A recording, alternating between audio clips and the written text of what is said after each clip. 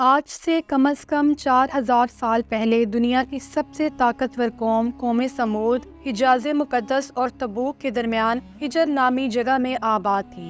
یہ جگہ آج کل مدائن صالحہ کے نام سے مشہور ہے۔ یہ ایک پہاڑی علاقہ ہے۔ اس قوم نے بہت ترقی کی تھی۔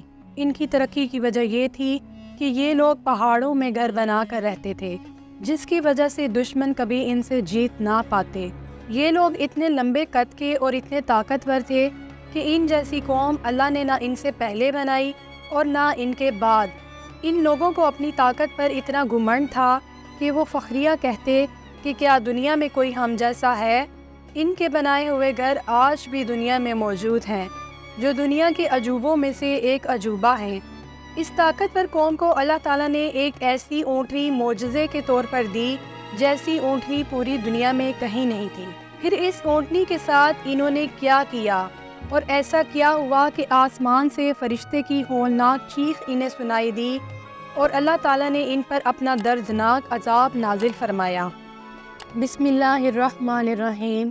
قرآن مجید میں اللہ تعالیٰ نے کئی بار قوم عاد اور قوم سمود کا ذکر فرمایا ہے۔ قوم عاد انتہائی طاقتور اور خوشحال قوم تھی، مگر یہ اللہ تعالیٰ کی نافرمان اور بت پرست قوم تھی، تو اللہ تعالیٰ نے ان پر اپنا عذاب نازل فرما کر انہیں صفحہ ہستی سے ہمیشہ کے لیے مٹا دیا اور ان کی جگہ قوم سمود کو ان کا جانشین بنا دیا۔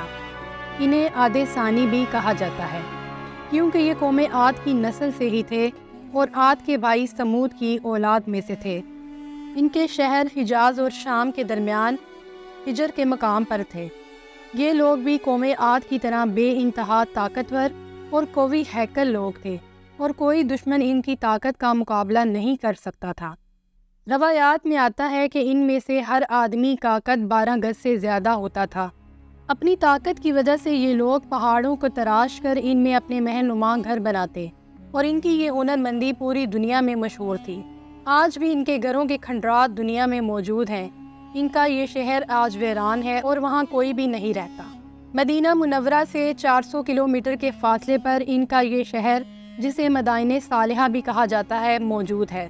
پہاڑوں کو کاٹ کر بنائے گئے ان کے یہ گھر اور عمارتیں دیکھ کر عقل دنگ رہ جاتی ہے کہ صدیوں پہلے کے لوگوں نے اتنے بڑے سٹرکچرز پہاڑوں کو کاٹ کر کس طرح بنا لیے تھے۔ اللہ تعالیٰ نے قوم سمود کو بے حد طاقت اور بہت سی نعمتوں سے نوازا تھا، مگر ان ساری نعمتوں کا شکر ادا کرنے کی بجائے قوم سمود بھی قوم عاد کی طرح بت پرست تھی، اور ان کے 70 بت تھے جن کی یہ پوجا کرتے تھے۔ قوم عاد کی مثال اور ان کا انجام ان کے سامنے تھا، مگر پھر بھی اپنی طاقت اور خوشحالی کے نشے میں یہ لوگ مست تھے اور ان کے جیسے گناہوں میں ہی مبتلا تھے۔ اللہ تعالیٰ نے ان کی ہدایت کے لیے حضرت صالح علیہ السلام کو نبی بنا کر بھیجا، مگر قوم سمود نے ان کی بات ماننے سے انکار کر دیا اور ان کا مذاق اڑانے لگے۔ پھر انہوں نے کہا کہ اگر آپ واقعی اللہ کے پیغمبر ہیں تو اس چٹان سے ایک گابھن اونٹنی نکال کر دکھائیں جو آتے ہی ایک بچہ جنے۔ چنانچہ حضرت صالح علیہ السلام نے اللہ تعالیٰ سے دعا کی کہ اے اللہ، تو ان کی یہ معجزے کی فرمائش پوری کر دے، تو شاید یہ ایسے ہی بت پرستی چھوڑ دیں اور تجھ پر ایمان لے آئیں۔ آپ کی دعا قبول ہو گئی، اور اسی وقت وہ چٹان ہلی اور معجزانہ طور پر اس سے ایک حاملہ اونٹنی باہر آ گئی، اور اس نے آتے ہی ان سب کے سامنے ایک بچے کو جنم دیا۔ یہ معجزہ دیکھ کر وہ لوگ دنگ رہ گئے، اور ان میں سے کچھ لوگ ایمان لے آئے، مگر ان میں سے جو لوگ بتوں کے مجاور تھے انہوں نے کہا کہ حضرت صالح علیہ السلام جادوگر ہیں، اور انہوں نے لوگوں کو روک دیا کہ یہ اونٹنی کا معجزہ دراصل جادو ہے۔ چنانچہ بہت کم لوگ حضرت صالح علیہ السلام پر ایمان لائے اور باقی اپنے گناہوں پر یوں ہی اڑے رہے۔ حضرت صالح علیہ السلام نے ان لوگوں کو بتا دیا تھا کہ یہ اونٹنی اللہ کا معجزہ ہے اور اس کو نقصان نہ پہنچانا، ورنہ تم پر اللہ کا عذاب نازل ہوگا۔ حضرت صالح علیہ السلام کی اونٹنی سارا دن گھاس چرتی رہتی۔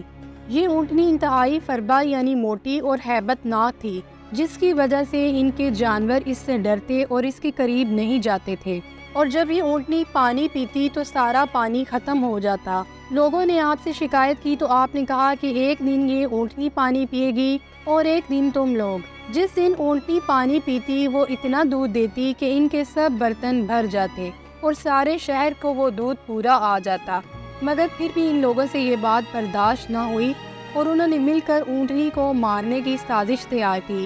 تاکہ سارے تالاب کا پانی ان کا ہو جائے۔ کہا جاتا ہے کہ قوم سمود کی 2 عورتیں جو حضرت صالح علیہ السلام سے سخت نفرت کرتی تھیں، ان میں سے ایک عورت نے قوم کے ایک بدماش کو اونٹنی کے قتل کے لیے یہ لالچ دے کر تیار کیا کہ اگر تم نے صالح علیہ السلام کی اونٹنی کو قتل کر دیا تو میں اپنی 4 بیٹیوں میں سے تمہاری مرضی کی لڑکی سے تمہاری شادی کروا دوں گی۔ اس شخص کا نام کدار بن سالف تھا۔ اس کے بعد انہوں نے 8 مزید لوگوں کو اونٹنی کے قتل کے لیے تیار کیا۔ چنانچہ جب اونٹنی پانی پی کر واپس آ رہی تھی تو ان 9 لوگوں نے اسے مل کر قتل کر دیا۔ کدار بن سالف نے اپنے ہاتھوں سے تلوار کا وار کر کے اس کی کونچیں یعنی ٹانگیں کاٹ ڈالی، اور اس کے بعد اونٹنی کا بچہ یہ دیکھ کر پہاڑ پر چڑھ گیا اور 3 بار بلبلایا اور پھر پہاڑ میں غائب ہو گیا۔ جب حضرت صالح علیہ السلام کو اونٹنی کے قتل کا پتہ چلا تو ان کی آنکھوں میں آنسو آ گئے، اور آپ علیہ السلام نے ان سے کہا کہ تم لوگوں کے لیے 3 دن کی مہلت ہے، 3 دن کے بعد تم پر عذاب نازل ہوگا۔ اب اونٹنی کے ان 9 قاتلوں نے مل کر فیصلہ کیا کہ کیوں نہ حضرت صالح علیہ السلام کو بھی قتل کر دیا جائے، مگر جب یہ قتل کے ارادے سے جا رہے تھے تو اللہ تعالیٰ نے آسمان سے ایک چٹان ان پر پھینک دی جس نے انہیں راستے میں ہی پیس ڈالا۔ اس کے بعد سمودیوں پر عذاب آیا۔ بدھ کے دن انہوں نے اونٹنی کو قتل کیا تھا۔ جمعرات کے دن تمام سمودیوں کے چہرے زرد پڑ گئے، جمعے کے دن ان کے چہرے آگ جیسے سرخ ہو گئے، اور ہفتے کے دن جو مہلت کا آخری دن تھا ان کے منہ سیاہ ہو گئے۔ جب 3 دن گزر گئے تو چوتھے دن اتوار کو صبح ہی صبح سورج نکلتے ہی آسمان سے سخت کڑاکا ہوا جس کی ہولناک دہشت انگیز چنگاڑ نے ان کے کلیجے پھاڑ دیے۔ ساتھ ہی نیچے سے زبردست زلزلہ آیا، ایک ہی پل میں ایک ساتھ ہی ان سب کا ڈھیر ہو گیا۔ مردوں سے مکانات، بازار، گلی کوچے بھر گئے، مرد، عورت، بچے، بوڑھے اول سے آخر تک سب کے سب تباہ ہو گئے۔